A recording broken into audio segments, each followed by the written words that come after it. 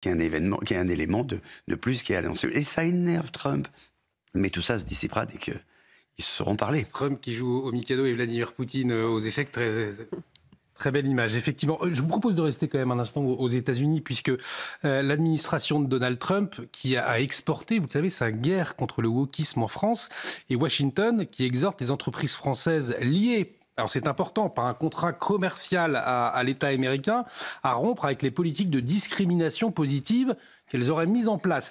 On va faire un petit focus aussi sur Disney, puisque une autorité américaine va enquêter justement sur cette question de discrimination à Disney. On va avoir Ramzi Malouki justement qui va nous expliquer tout cela.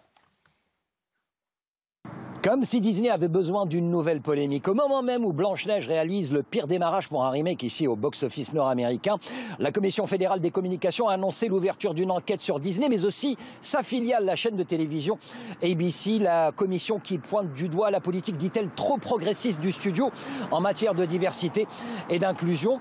Cette enquête va déterminer si cela ne constitue pas paradoxalement une forme de discrimination inversée.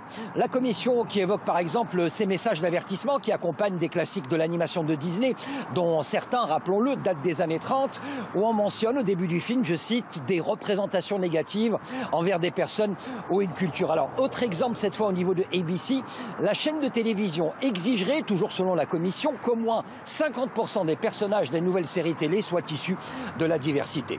À l'annonce de cette enquête, Disney indique être prêt à répondre à toutes les questions de la commission, y compris sur ses choix pour ce nouveau Blanche-Neige, avec son approche plus féministe, avec les traditionnels 7 nains remplacés désormais par des créatures magiques, une version bien loin du conte original des frères Grimm.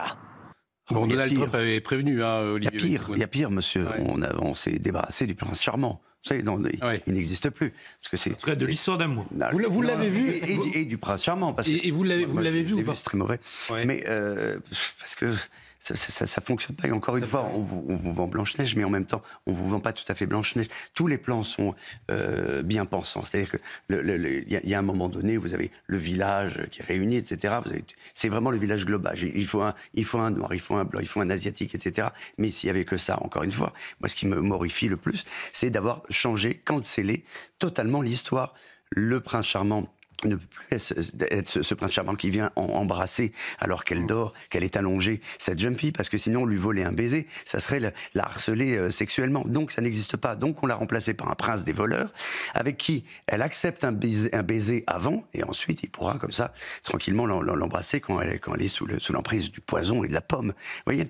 Et quand on parlait des 7 nains qui sont abominables et sont affreux, et toute la polémique que ça a créé, parce que les acteurs de petite taille à Hollywood ont été furax. Mais pourquoi on ne donne pas donne pas le pain? En fait, rien ne va. Ils ont voulu tout bien faire, ils ont voulu cocher toutes les cases, et rien ne va, y compris cette Blanche-Neige qui a dit, la première déclaration qu'elle a faite dans les réseaux sociaux, c'est « Je ne me blanchirai jamais la peau pour jouer Blanche-Neige ». Mais ma fille, tu joues Blanche-Neige ? C'est la face visible de l'iceberg du wokisme aux États-Unis et qui exporte, je le disais, les États-Unis, l'administration Trump en tout cas, qui s'attaque aussi au wokisme en France. Alors effectivement, l'histoire de Disney, c'est, on le connaît, à force de vouloir déplaire à personne, on finit par plaire à personne. Et là, ça a été une catastrophe. Ils ont perdu la valeur boursière de la société, a été divisée par 2 en 5 ans.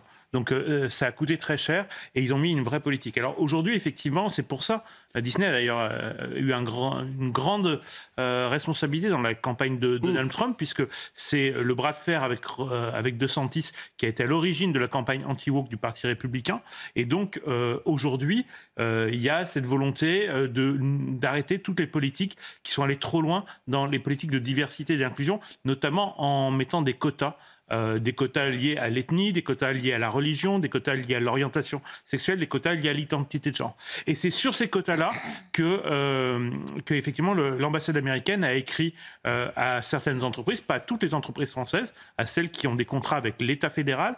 Elle a écrit pour dire qu'il fallait revoir ces politiques, mais là aussi, faut être très clair, c'est pas toutes les politiques de lutte contre les discriminations qui sont mises en cause, c'est celles qui consistent justement à remplacer le critère du mérite par des critères identitaires et communautaires.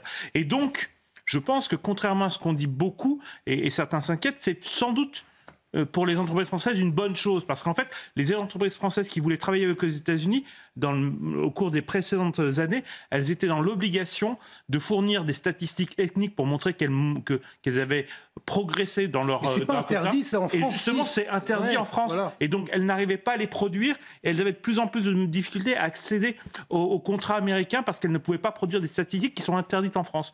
Donc finalement, en défendant une version beaucoup plus universaliste, Donald Trump, basée sur le mérite, il se rapproche plutôt du modèle français. Et donc, c'est peut-être pas une si mauvaise nouvelle pour... Bien évidemment.